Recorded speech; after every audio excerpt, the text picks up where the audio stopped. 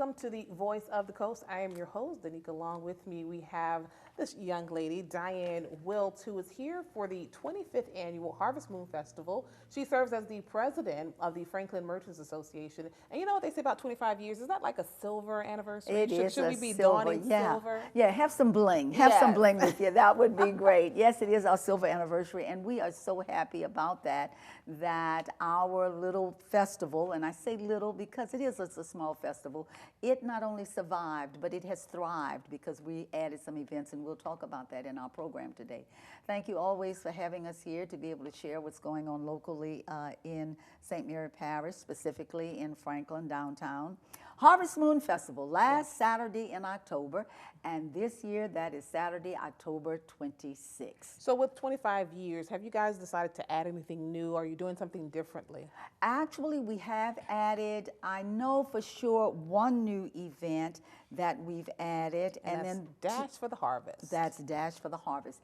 Thanks to Bayou Bend Wellness Center and Beckett Louvier, who works out that way, Stephanie Guidry and all the people that are there, they have been a sponsor this year. So when you talk about added, we are building capacity in that way. And they added this new event. When you think about wellness and the Wellness Center, it's all about getting in shape, staying active. So this event is geared for children who are in junior high or below, okay? And I wish Beckett were here to explain it, but I'm gonna use the word game. It's an activity or a game for them to participate I mean, in. when you talk about Harvest Moon Festival, just Harvest Moon, I mean, it's right around the same time as Halloween, trick or treat, trunk or Right, treat. right. So the kids are going to be out and about. But something you cannot have. You cannot have a Harvest Moon Festival without a hayride. I'm kind of looking forward to the hayride. So is it going to be, I guess what you imagine a hayride It is. Again, I'm going to use Beckett Louvier and her husband have been so kind to use their automobiles. I'm old-fashioned, folks, so I use the word automobiles. To use their automobiles in a trailer with all the hay in it. And Beckett is cute as a bee. She dresses as a scarecrow. Okay. And so she is the one that welcomes you aboard the hayride. And it starts at Shadow Lawn. It starts at Shadow Lawn, which is on the corner of Adams and Main Street.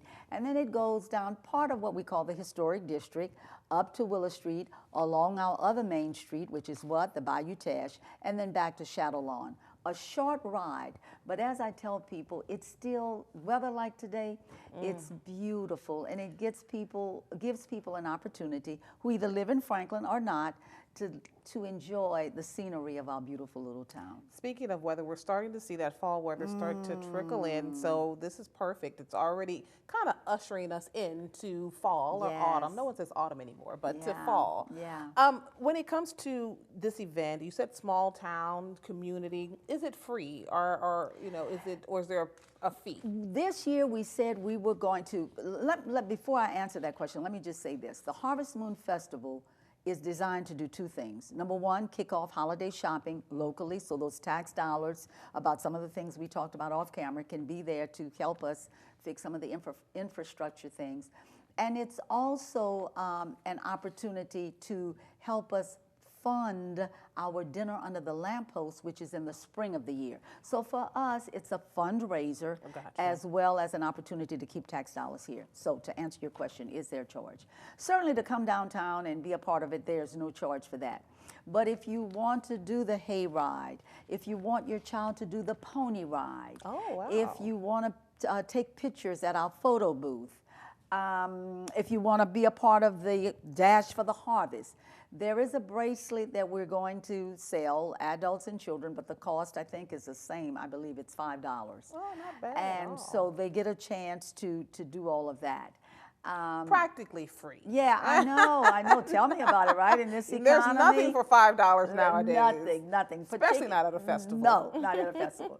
So we pride ourselves in calling this event a family-friendly event. And we did not want to make it so expensive or costly that people with children, because my mother, if we were little, my mother would, she'd be able to spend $10 on us, or $15 if she participated, and normally she did. But more than that, no, it would be a bit much. Now, There will be food booths, and of course, they will be selling their food at, whatever cost that they have there, yeah. Well, you mentioned this is a family-friendly event, and there's something for the entire family, especially if you have little furry family members. So we'll talk about that in just a minute, but come on back right here on the Voice of the Coast. And we also ask you to please go to our Facebook page and to subscribe to us. We are KWBJ TV 22, but also go to Franklin Merchants Association. They too have a Facebook page. But come on back, we've got much more to cover.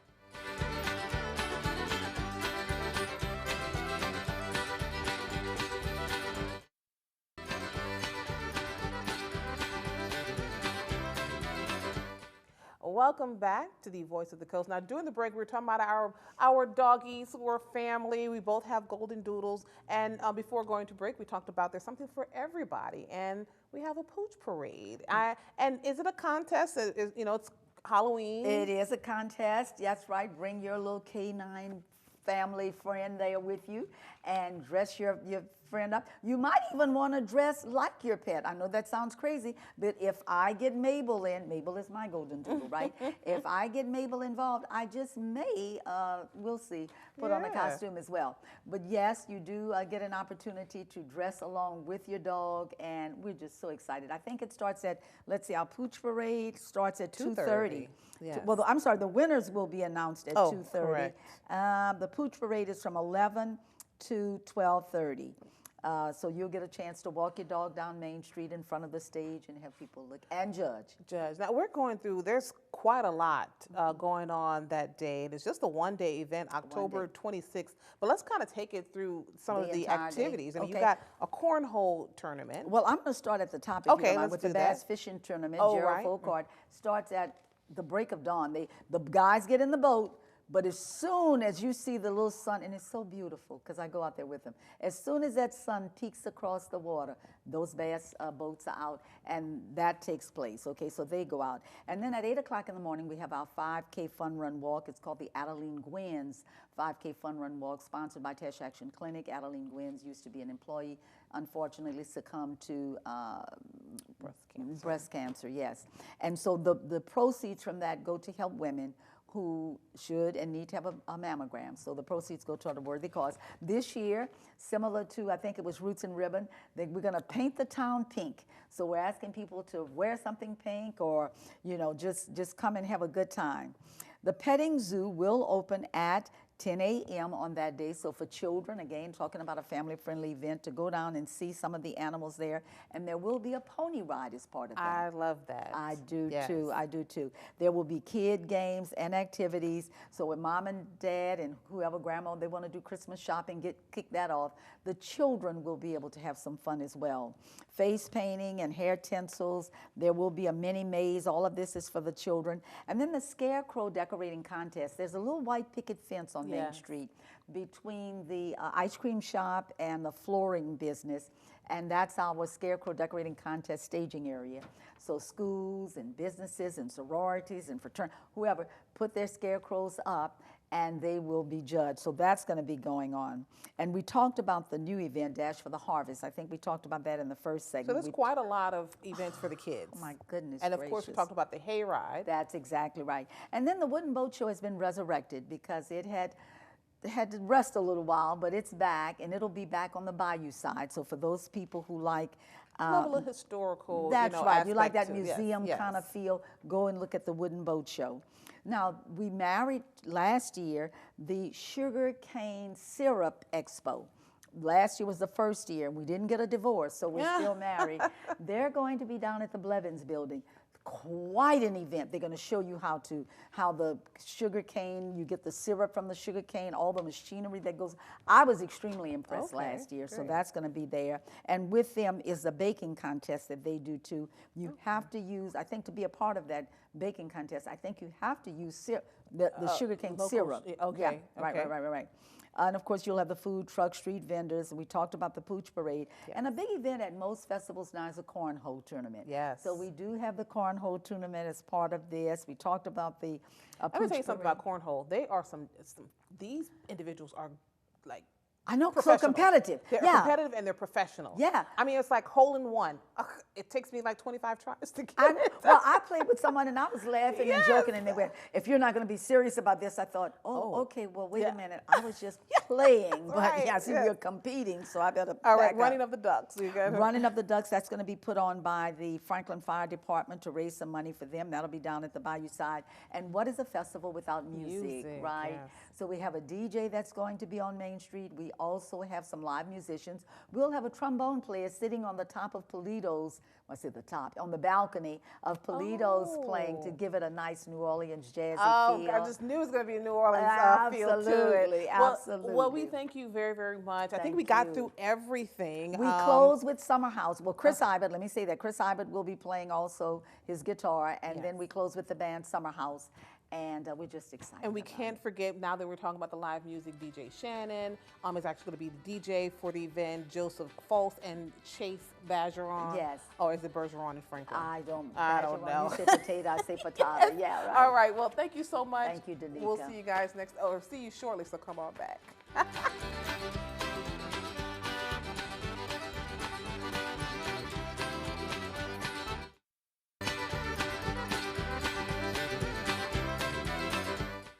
Welcome back to the Voice of the Coast. Again, I am your host, Danica. Along with me, we have a newbie, Charlie Henry, who is the awareness advocate. And of course, you guys know this beautiful face here. This is Cherise Picard, who is the executive director with Shea Hope. And it is, you guys are wearing purple. I missed the memo, first and foremost, because it is Domestic Violence Awareness Month for the month of October. But something that I've never seen done before, and that's Domestic Violence Awareness Health Fair. Tell us a little bit about how all this came together, Charlie. Well, I get to go to out in the public and outreach, and majority of the time is with health professionals, and I'm always at a health fair. So I asked, could I host my own health fair this October? And they gave me a yes, and it's been put into motion ever since then. Our health fair will be held at Bayou Bend Wellness Center on October 24th, 2024. That is a Thursday from 3 p.m. to 6 p.m. Now, this may be a not quite smart question, but I'm going to ask it anyway. When I look at Domestic Violence Awareness Health Fair, and I'm sure other people, okay, well, this is for individuals who've, had those type of issues. Who is urged to attend? Everyone is invited to come. The public, of course, because not only domestic violence is not targeted for just one person, one individual. So maybe someone can come for a friend, a family member, a neighbor, anyone come out and get information. We will have resources there, different vendors, such as Tax Action Clinic. We have the Louisiana Coalition going to be here. We have Aetna, that's a Medicaid vendor that's coming. So different vendors, different information. 360 Mental Health will be there. Different people will be there, so it's targeted to anyone who may have a family member or know someone that is struggling with domestic violence or need those type of resources. And as the executive director, I mean, you've given her the green light to move forward with this. And something she mentioned, it's not just for, obviously, individuals who have had a past with domestic violence. How often do you get people who are just, secondhand? A lot. We have a lot of family members that will call and say, hey, how can I help my loved one? What can I do for my loved one? We're at health fairs this month a lot because, of course, all the national night outs are in October. Yeah. So we go to all of those, and there are individuals that come to our table and say, hey, this is great information for me to give my neighbor. Yeah. My neighbor's going through this. So attendance at the health fair is really for everyone. Everyone knows someone who is in some kind of abusive situation. Domestic violence isn't only physical abuse, it's verbal abuse. It is psychological abuse. It's technology abuse. It's a lot of different things. So it affects everyone in some way, shape, or form. So just as a reminder for folks, that is October 24th at Bayou Bend Wellness Center, and it's from 3 p.m. to 6 p.m. And you mentioned something, there's all kinds of abuse, one of which is technological abuse, yes. Digital abuse. And you guys have done something that I am quite amazed with. And it's called the TARE Center. Tell me a little bit about that. And it's located in Morgan City, guys. It stands for Technology Education Awareness and Resource Center. So this was a dream of our Director of Operations, Takara Reed, to open up a technology-facilitated abuse. That is where individuals can learn how to protect themselves against the different types of technology-facilitated abuse. We're learning that tracking on apps, your phone, if you have the Ring doorbell camera, you can be tracked on that. If you have a tag, the Apple tag, your AirPods that are in your purse, you can be tracked on that. The most uncommon ways, but the ways that we have heard of, is a shower head. People with what you call that, technology homes, or I tell my husband that all the time. light bulbs. Yes. You know, light bulbs, they could play tricks on you. They can Wow. listen to you.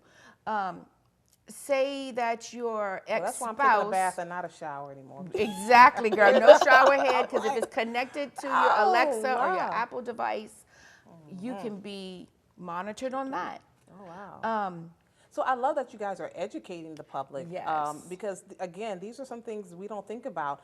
And something else about these young kids. I'm sorry, it might be your generation, Charlie, but everyone has the location on somebody. You don't need my location, but that's another way people can stalk and also digitally Yes. harass someone. We're going to come on back. Come on. We're going to have more to talk about. Come on back right here on The Voice of the Coast.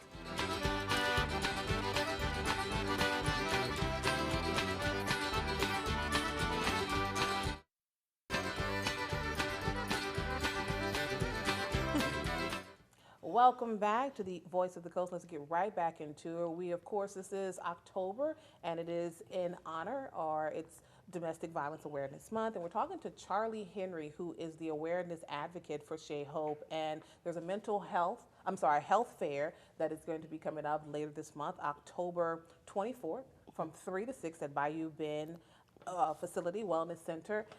You've been working, you look like you put your heart into it, because when we get to talking about it, you just kind of light up about this. Tell me a little bit about like the vendors again, like who are some of the vendors that are going to be We there? have 360 Mental Health, Chittimachi Social Services. We have an autism group that's coming and set up a table. We have the library. We have Aetna, which is Medicaid. We have Test Action Clinic. We have START. And Different what does vendors. START stand for? Who is that exactly? What do they START handle? is they are the Is it Head Start? It's not Head Start. No, it's the Start Corporation out of Homa. They help with housing and other kind of issues that an individual would have. Oh, wow, that's great. I Yeah, love they that. help us with housing a lot. So really, I will say that Shea Hope is kind of a one-stop shop, because you have these type of programs that are available. You guys work closely with these agencies, but then of course you have the TARE Center. I want to go back to that because I think that's great. Through the TARE Center, which again is located in Morgan City, and I love the fact that it's used by survivors, and they can come there and do hybrid meetings with their attorneys. Yes. If they need help, obtaining SNAP, or finding a job. And to know that technological stalking or abuse is a Yes. thing. And there's a questionnaire you put out to people in different parishes. What did you Yes. find? What were those Well, the we results? service Iberia, St. Mary, St. Martin, and Assumption. And last year, we started doing a survey on technology-facilitated abuse. And since the beginning, we found there is a 2% increase in Assumption Parish, and there's been a 5 to 7% increase in St. Mary, Iberia, and St. Martin parishes, meaning that since we began our surveys till now, we've seen an increase in the number of people reporting technology-facilitated abuse. There's not a lot of research on it. This is something that's new and coming up, but we're very interested in it at Shea Hope, and we're hoping to get with it. We are hoping to partner with law enforcement agencies, where there is a training room where we can do hybrid and in-person trainings with law enforcement as well as survivors. We have a computer lab where they will have trainings they can do on technology-facilitated abuse, as well as they can use it to safely navigate social media. We're working with an IT cybersecurity company that is going to also come in and teach some of the classes as well. So we're trying to cover all the bases. And let's go back to what we talked about at the last segment. While this is no laughing matter, we mentioned shower heads being, you know, Yes. a point of entry. But you mentioned during the break that the assailant, the suspect, can actually log into, if it's a smart home, they're Yes. able to turn the temperature Yeah. on a shower head. So I mean, yeah, it is definitely needed. Yes. It's something that the public should be more aware about. Yes, So. and using speakers. Uh-huh. With that, they can turn music on real loud, turn it on real low, tell you you didn't hear nothing, you were crazy. So there's a number of ways that the smart home technology can be an abusive tool. Very quickly, I only have about 30 seconds. The gala, I was looking forward to it. I think Yes. the community really came out to support last year. However, it has been canceled. It will be rescheduled later, but you're going to have a trivia night. Yes, we're bringing in the back spring. trivia night in the spring. So start looking for some information come March and April. Well, no, it's going to be either in March or April. Start looking for the information in December. Awesome. Thank you very much. Appreciate it. We'll see you guys Thank next time. Y'all you. take Thank you. care.